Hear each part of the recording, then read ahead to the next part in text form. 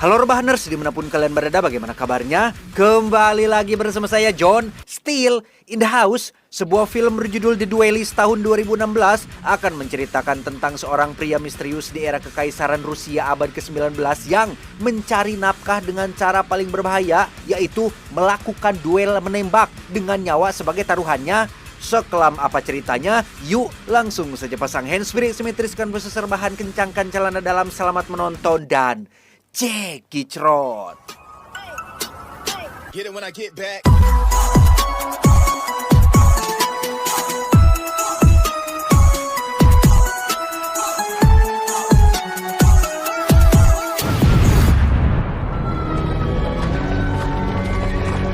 Berlatar pada tahun 1860 di kota Saint Petersburg, Rusia, cerita diawali dengan memperlihatkan duel adu tembak antara dua orang bangsawan yang saling mempertahankan kehormatannya masing-masing. Ada dua pistol yang salah satunya berisi peluru. Bangsawan pertama maju dan mengambil pistol pilihannya. Ia dengan sombongnya berkata bahwa seorang peramal pernah memberitahunya bahwa dia tidak akan pernah mati karena peluru. Tapi tebak apa yang terjadi?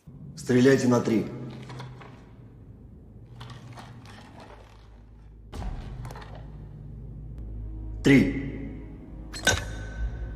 Ya, bangsawan pertama ternyata salah memilih pistol. Di mana raut ketakutan tampak terlihat jelas di wajahnya dan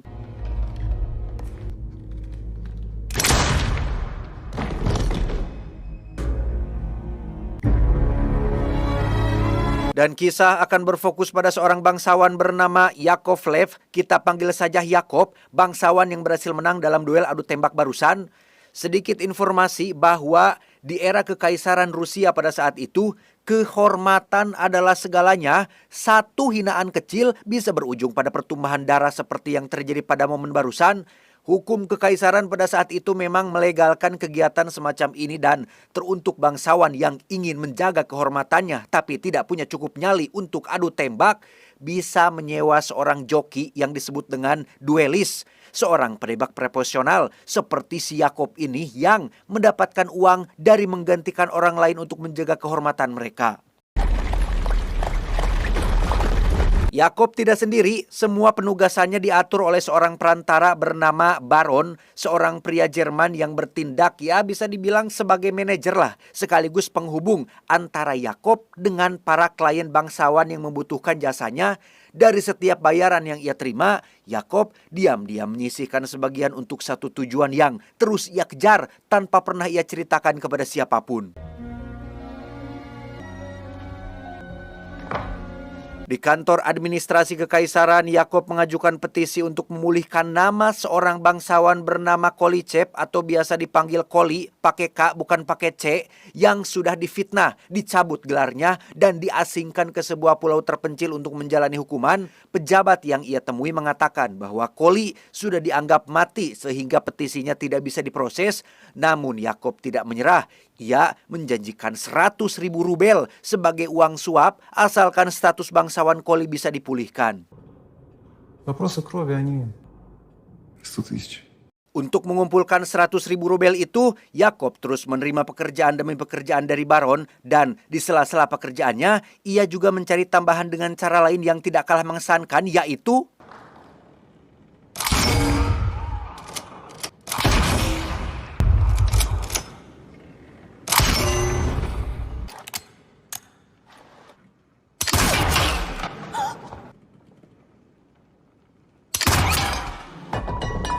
ya, kemampuan menembak Yakob memang bukan main. Setiap peluru jatuh tepat di titik yang ia inginkan, bahkan di situasi yang hampir mustahil sekalipun. Dan kemampuan itulah yang membuatnya tidak pernah kalah dalam duel.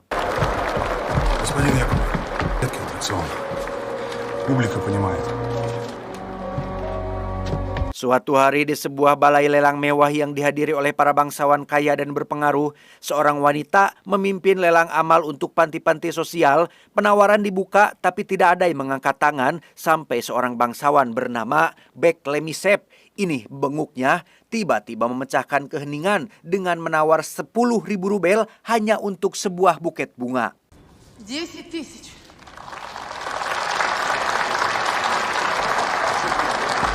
Tidak sekaya kelihatannya, Beklemyshev ternyata punya hutang yang cukup besar kepada seorang bangsawan bernama Basargin. Ini babangusnya, di mana Basargin mengancam akan menyelesaikannya melalui duel adu tembak jika Beklemyshev tidak segera melunasi semua hutangnya. Кровь выйдет дешевле. Tak lama setelah itu, terjadi insiden kecil ketika seorang bangsawan tua bertangan satu tidak sengaja menyenggol Basargin dan meminta maaf berkali-kali. Tetapi Basargin malah menghina kakek tersebut di depan semua orang, sehingga karena tidak terima dipermalukan seperti ini, kakek pun menantang Basargin untuk duel adu tembak demi mempertahankan kehormatannya. Откажешься от вызова и забью на месте. Basargin sempat menolak tantangan tersebut karena tidak mau meladeni seorang pria tua yang mohon maaf bertangan buntung. Tetapi di sana kebetulan ada Yakov yang tiba-tiba muncul dan bersedia menggantikan si kakek dalam duel tersebut. Я встану на замену. Князь Басаргин. Яковлев. Berlokasi di sebuah gudang kosong, Yakov dan Basargin akan saling menembak satu sama lain dengan dinding kertas Jepang sebagai pembatasnya. Memanfaatkan pantulan sinar matahari, Yakov berhasil menghindari tembakan Basargin dan inilah yang terjadi. Basargin akhirnya menjadi orang kedua yang tewas di tangan Yakov dan setelah duel selesai terungkaplah bahwa semua ini sudah direncanakan sejak awal. Ada seorang klien yang memang menginginkan kematian si Basargin ini dan membayar Baron untuk mengatur semuanya. Bahkan kakek buntung yang tadi memancing emosi Basargin adalah seseorang yang dibayar untuk melakukan hal tersebut. Sie haben überzeugend gespielt. Помните, что необходимо молчать. Herr Baron. Dalam perjalanan pulang, Baron baru sadar jika Yakov ternyata terkena tembakan tapi tidak menunjukkan tanda kesakitan. Saat diobati, dokter tercengang melihat kondisi Yakov yang seperti sudah tidak bisa merasakan rasa sakit dan disinilah Yakov akhirnya bercerita tentang masa lalunya melalui kilas balik ingatannya.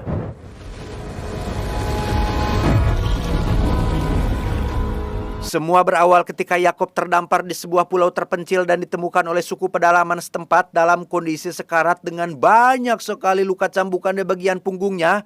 Seorang dukun yang kasihan pun menyelamatkan Yakov dengan cara melakukan ritual perendaman di kolam yang katanya keramat. Sehingga sejak saat itu, Yakov seperti menjadi kebal terhadap rasa sakit, sebuah kemampuan yang selama ini Yakov syukuri di setiap duel yang ia jalani.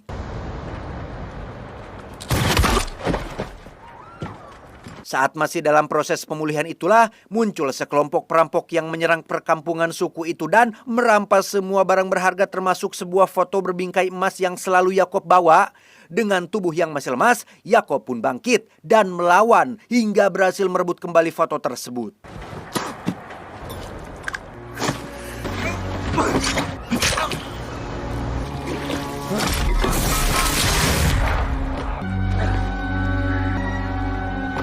Kembali ke masa sekarang, tepat saat peluru dari tubuh Yakov berhasil dikeluarkan, pasukan militer kekaisaran tiba-tiba datang membawa Yakov ke hadapan Dewan Kemiliteran yang sesampainya di sana, Yakov langsung disidang atas tuduhan telah menyalahgunakan gelar bangsawannya untuk mencebak para pejabat dalam duel adu tembak.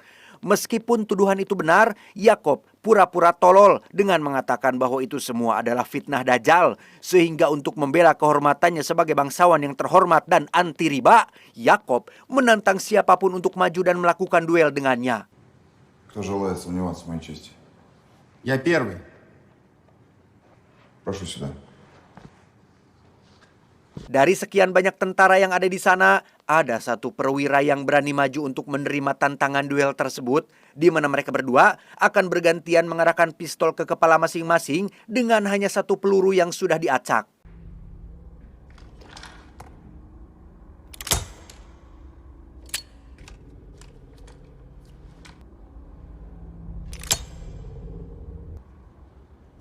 Считаю, что сделанной попытки вопросов чести достаточно. Masih dengan ekspresinya yang tenang dan selalu dingin, Yakov berhasil membuat lawannya menyerah sebelum permainan berakhir, di mana Yakov akhirnya mendapat kehormatannya kembali setelah Dewan memutuskan dia tidak bersalah. Кто желает сомневаться во мне, господа?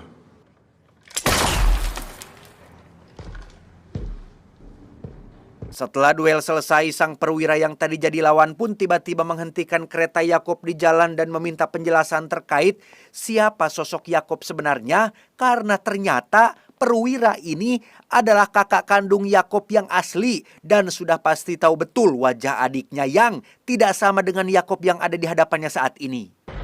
Вы убили моего брата. Колычев. Disinilah akhirnya terungkap bahwa nama asli Yakob adalah Kolicep alias Koli, bangsawan yang dipitnah, diasingkan, dan dihukum sebagai prajurit tentara untuk berlayar menuju ke pulau terpencil.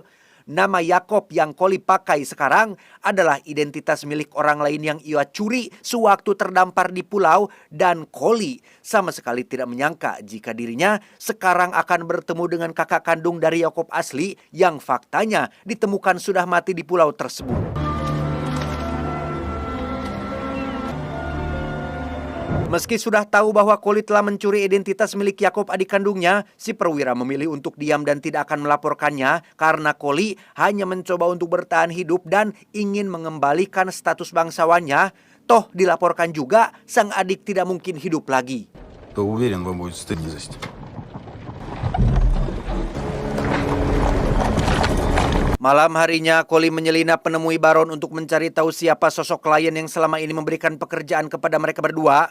Sempat bersikap tidak kooperatif, Baron akhirnya menyerah dan mau jujur bahwa klien yang selama ini membayar mereka adalah Beklemisep, sang bangsawan yang banyak hutangnya. Graf Beklemisep. Beklemisep ternyata bukan sekedar bangsawan yang punya hutang di mana-mana. Ia adalah anggota Dewan Kekaisaran yang selama ini menggunakan Baron dan Koli alias Yakob sebagai alat untuk menyingkirkan para bangsawan pesaingnya secara legal melalui duel adu tembak. Dan yang menarik adalah semua uang yang ia habiskan untuk operasi kotor ini merupakan uang pinjaman dari target dia sendiri seperti Basargin dan bangsawan yang mati di adegan awal.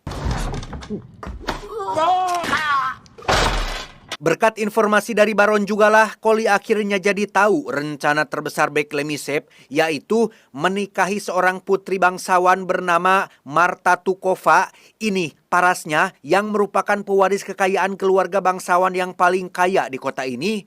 Dengan menikahi Marta, Beklemisep bisa sekaligus melunasi semua hutangnya dan menggenggam kekuasaan yang lebih besar. Tetapi masih ada satu halangan yang berasal dari kakak laki-laki Marta yang bernama, kita panggil saja si Pangeran, yang sudah mencurigai niat busuk Beklemisep dan tidak menyetujui pendekatannya kepada sang adik. Я тебе не верю. Maka dari itu, Beklemisep pun memasukkan nama pangeran ke dalam daftar target berikutnya, di mana Baron akan menjebak sang pangeran dalam permainan kartu, sehingga ketika si pangeran kalah dan menolak untuk membayar kekalahannya, Baron akan menantang pangeran untuk melakukan duel, dan yang akan maju tentu saja adalah Koli yang pasti menang dalam duel tersebut. Платить я не стану. Могу прислать вам вызов. Setelah berhasil menjebak sang pangeran, Koli pun langsung pergi ke toko senjata favoritnya untuk membeli pistol baru. Mirip seperti John Wick yang selalu jadi langganan banyak toko, Koli juga sudah sangat dikenali sekali oleh para penjual senjata ini, bahkan diberikan rekomendasi senjata baru yang cocok untuknya.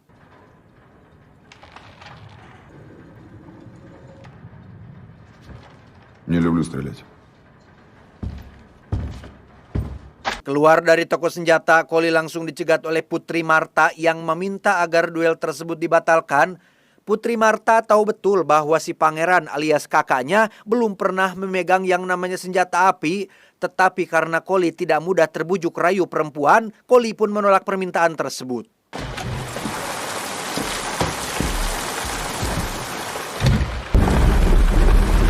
Berlokasi di bangunan kosong bekas MBG, pangeran sempat terjatuh dan dihampiri oleh salah satu preman anak buah Beklemisep yang memberitahu bahwa pangeran harus mati jika ingin Putri Marta adiknya tetap hidup. Ditekan oleh dua pihak yaitu Koli dan si preman ini, pangeran benar-benar tidak punya kesempatan untuk bertahan, tetapi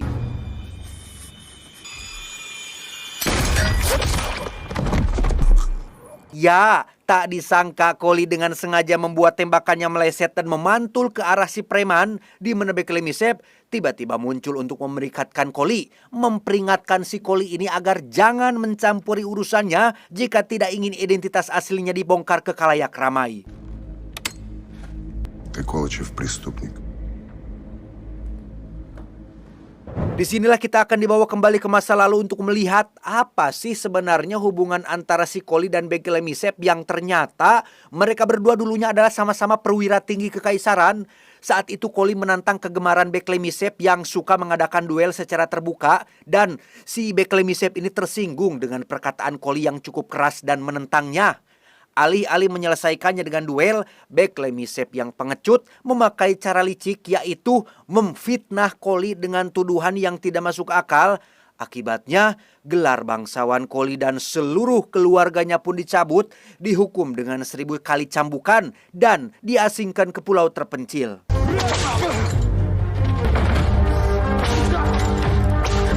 Menyadari bahwa Koli datang untuk balas dendam dan mengembalikan status bangsawannya, Beklemisep pun kembali akan memakai cara kotor untuk melenyapkannya. Dibantu si Baron yang dipaksa untuk bekerja sama, Beklemisep mengirim 3 preman bayaran untuk menghabisi Koli saat dalam perjalanan pulang bersama Pangeran dan Putri Marta, sehingga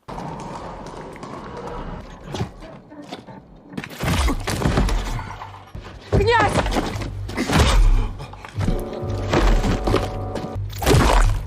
di luar rencana, Pangeran justru harus ikut tewas setelah mencoba menolong Koli, di mana Koli sendiri diseret ke samping jalan untuk dieksekusi ramai-ramai, tetapi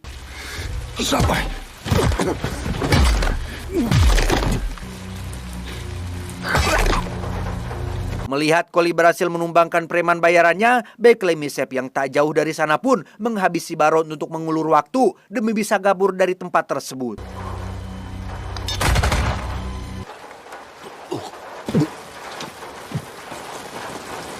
Keesokan paginya, Putri Marta terlihat sangat sedih sekali melihat jasad pangeran, kakak kandungnya sendiri yang mati dibunuh oleh para preman suruhan Beklemisep, sehingga dengan sangat memohon dan penuh raut wajah yang pikarunyaeun, Putri Marta pun meminta Koli untuk bagaimana caranya supaya bisa melenyapkan Beklemisep dari muka bumi ini. Я прошу вас, господин Яковлев. Я не дворянин. Satu-satunya cara untuk membalas dendam kepada Beklemisep adalah dengan melakukan duel adu tembak, sedangkan syarat untuk melakukan duel adalah harus punya status bangsawan. Masalahnya, Beklemisep sudah tahu bahwa Koli sudah tidak berstatus bangsawan dan pasti menolaklah ketika diajak melakukan duel, sehingga Koli kembali mendatangi kantor administrasi kekaisaran berharap pengajuan banding dan uang suapnya bisa diterima. Tetapi Beklemisep ternyata sudah selangkah lebih maju dan bergerak duluan dengan menyuap jaksa agung agar menolak permintaan si Koli ini. 100 000! Его сиятельство граф Беклемишев лично просили обер-прокурора отказать в амнистии господину Колычеву. Muak dan marah, Koli pun mendatangi sebuah pesta besar yang dihadiri oleh para bangsawan kekaisaran untuk menantang Beklemisep melakukan duel secara jantan. Namun, masih dengan alasan yang sama yaitu tidak selevel, Beklemisep pun menolak melakukan duel dan Объявите ваше имя и титул. Я знаком с господином Яковлевым. ya, muncul si perwira yang mengaku kenal dengan Koli sebagai Yakov. Ia berani menjamin bahwa sosok Koli yang ada di depan Beklemisep saat ini adalah Yakovlev, adik kandungnya yang sempat terdampar di pulau terpencil. Dan demi menjaga kehormatan keluarga mereka, si perwira mau mendukung penuh Koli alias Yakov dalam duel tersebut. Он мой брат. Честью дворянина я ручаюсь за брата. Di hadapan seluruh bangsawan kekaisaran yang terhormat, Beklemisep semakin tertekan saat Putri Marta menguatkan identitas Koli sebagai Yakov, sehingga karena tidak punya pilihan lain, Beklemisep pun terpaksa menerima tantangan tersebut.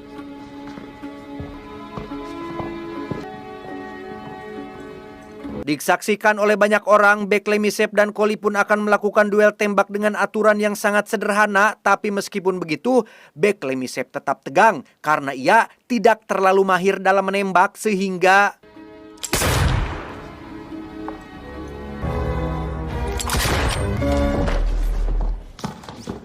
Ya, tak butuh waktu lama, Koli berhasil memenangkan duel tersebut dan melenyapkan Beklemishev untuk selamanya. Selesai duel, Putri Marta cukup terkejut saat baru mengetahui bahwa Koli sebenarnya juga tertembak di bagian dada tapi pelurunya tidak tembus berkat bingkai foto emas ibunya yang terbuat dari campuran emas dan baja, sehingga sekarang Koli hanya tinggal menikah dengan Putri Marta yang secara tidak langsung akan mengembalikan status bangsawannya.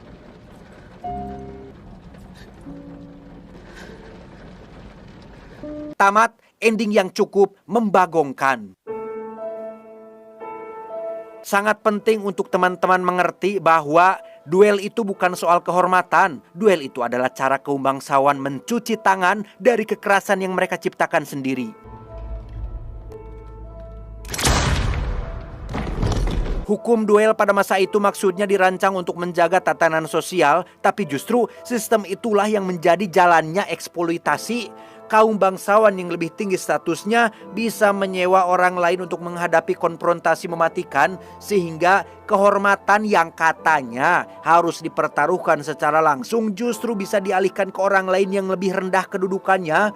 Inilah ironi terbesar The Duelist. Kehormatan yang seharusnya personal dan sakral malah diperjualbelikan seperti barang dagangan.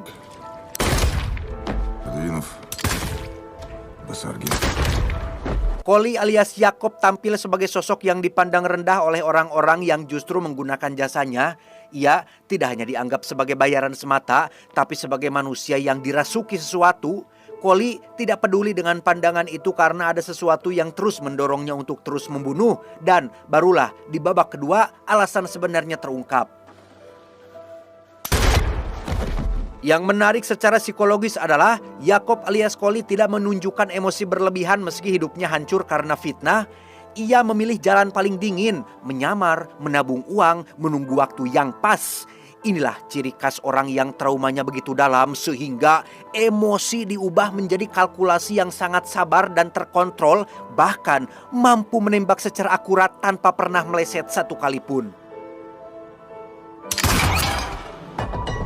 Ini bagian paling tajam dari film The Duelist, yaitu terkait kesenjangan sosial antara si kaya dan si miskin. Dalam hal ini kaum bangsawan dan kaum yang tidak punya status apa-apa. Di masyarakat Rusia abad ke-19 itu ada jarak yang sangat terlampau jauh antara orang yang berkuasa dan orang yang tidak.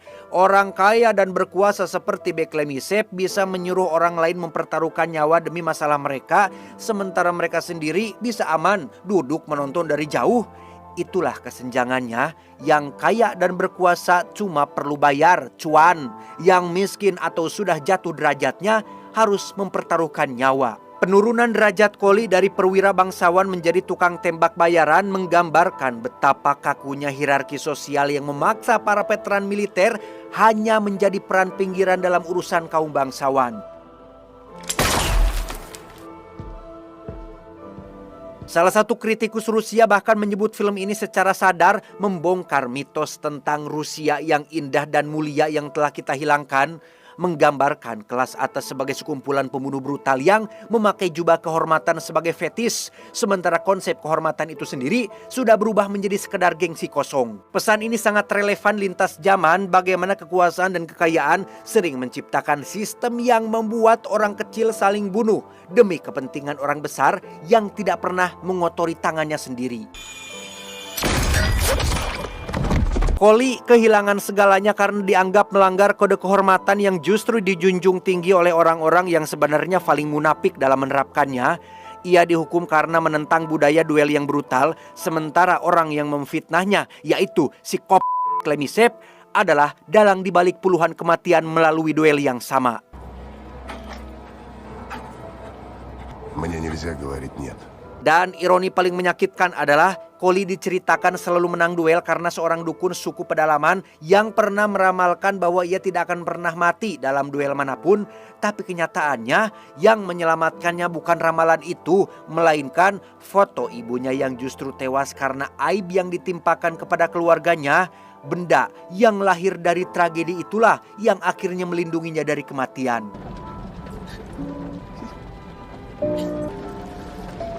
Film ini merupakan produksi Rusia ketiga yang menggunakan format IMAX. Alexei Mizgirev, sang sutradara, mempelajari film The Duelist karya Ridley Scott tahun 1977 sebagai referensi dan juga terinspirasi dari karya sastra Alexander Pushkin berjudul The Shot. Filmnya sukses besar di box office Rusia, debut nomor 1 dengan pendapatan 2,4 juta dolar di akhir minggu pertama dan total lebih dari 6 juta dolar di seluruh dunia. Semua pistol dan revolver yang digunakan dalam film ini benar-benar senjata asli abad ke-19, bukan replikaan. Yang menarik, aktor utama Piotr Fyodorov disebut yang jadi tokoh utama si Koli, si Yakob disebut kritikus film Amerika punya potensi internasional layaknya Mel Gibson atau Colin Farrell di masa muda. Bahkan dianggap bisa menjadi kandidat pemeran superhero Marvel. Sayangnya respon kritikus internasional ini cukup beragam ya. Rotten Tomatoes memberi 43% dari 14 ulasan dengan rata-rata skor 5,5 dari 10. Tapi penonton Rusia sendiri memberikan rating 6,9 dari hampir 108.000 pengguna, jauh lebih tinggi dari rating internasionalnya. Perbedaan ini menunjukkan bahwa film ini punya resonansi kultural yang lebih kuat di tanah airnya sendiri. Pesan yang bisa kita ambil dari film ini adalah kehormatan yang dijaga dengan mengorbankan orang lain bukan kehormatan, melainkan kepengecutan yang dibungkus jubah kemewahan, dan dendam yang diperjuangkan dengan cara yang benar pada waktunya akan menunjukkan atau menemukan jalan keadilannya sendiri. Ingat, fitnah adalah senjata pengecut yang paling kejam karena ia menyerang tanpa wajah dan melukai tanpa bisa dibela. Tapi ketahuilah bahwa setiap kezoliman mempunyai batas waktunya sendiri. Bersabarlah karena Allah tidak pernah tidur dan tidak pernah salah menghitung. Saya John mewakili jajaran direksi yang bertugas mengucapkan terima kasih dan sampai jumpa di video selanjutnya. Adios, domba Garut belajar ngoding. Cuau, cuau, cuau. Teman-teman, ini saya sebenarnya lagi muriang. Muriang teh apa ya bahasa Indonesia teh? Panas demam atau demam lah. Muriang itu demam. Suara saya udah mau batuk ini. Kemarin sempat sakit tenggorokan, tapi sudah mengkonsumsi Degirol kalau nggak salah dari apotek buat menyembuhkan radang tenggorokan, jadi nggak terlalu sakit, masih bisa ngedabing ini, masih bisa rekaman. Emang lagi musim ya, dingin banget gitu kalau pagi-pagi teh baru bangun teh. Buat teman-teman yang di luar sana ya, yang banyak aktivitas juga di luar atau yang di dalam rumah, dijagalah kesehatannya. Jangan gadang terus. Saya teh gadang kemarin, gadang terus beberapa hari ke belakang ya buat beresin skrip ini. Dijagalah kesehatannya, lagi musim kayaknya, soalnya bukan saya doang gitu. Banyak tetangga juga di sini, teman-teman saya juga di sini ada. Emang lagi musim, tolonglah dijaga ya kesehatannya buat teman-teman, jangan sampai jatuh sakit, apalagi yang aktivitasnya kan mobilitasnya tinggi gitu. Kalau saya kan cuman rebahan doang, saya mah pengangguran cuman nyekrip film doang. Buat teman-teman yang mobilitasnya tinggi dijagalah, buat pelajar juga apalagi. Aduh, gak enakan, tapi ya alhamdulillah lah masih di aku gitu, masih di aku umat. Sakit cuman gak enaknya ini nih, kayak meded. Bahasa Indonesianya meded teh apa ya? Meded teh pilek ya. Aduh, pilek gitu. Gak tahu nih hasil suaranya apakah jadi beda atau masih normal. Tapi ya alhamdulillah lah. Tapi ngerokok masih enak. Tapi saya masih ngerokok. Aduh, susah banget ini teh. Sebenarnya mah harus berhenti ngudud, cuman gimana gitu. Udahlah teman-teman, ini sudah kepanjangan.